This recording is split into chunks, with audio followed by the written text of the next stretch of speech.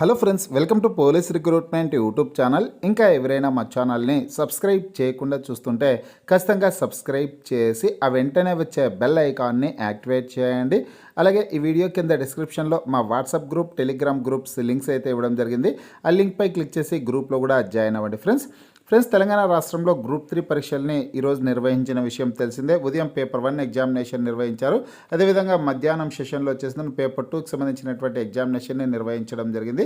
ఈ వీడియో కింద డిస్క్రిప్షన్లో నేను పేపర్ 1 అండ్ పేపర్ 2కి సంబంధించినటువంటి క్వశ్చన్ పేపర్ విత్ ఆన్సర్కి పీడిఎఫ్ లింక్స్ అయితే ఇచ్చానండి. ఆ డిస్క్రిప్షన్లో ఉన్నటువంటి లింక్పై క్లిక్ చేసి మీరు మీ మొబైల్లోనే డౌన్లోడ్ చేసుకోవచ్చు. ఆల్రెడీ ఈరోజు ఈవినింగే నేను పేపర్ 1 సంబంధించినటువంటి క్వశ్చన్ పేపర్ విత్ ఆన్సర్కి సంబంధించినటువంటి పీడిఎఫ్ని వీడియో ద్వారా మీకు తెలియజేయడం జరిగింది. అందులో లింక్ కూడా ఇచ్చాను.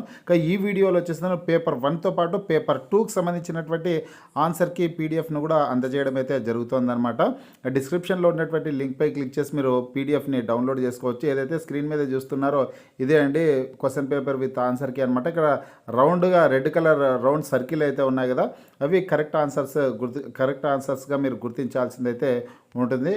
ఇక్కడ పేపర్ 1 అలాగే పేపర్ 2కి సంబంధించినటువంటి క్వశ్చన్ పేపర్ అలాగే ఆన్సర్ కీలను కూడా అందించడం అయితే జరుగుతుందన్నమాట. ఈ ఆన్సర్ కీ వచ్చేసి నిపుణులు రూపొందించినటువంటి ఆన్సర్ కీ అండి.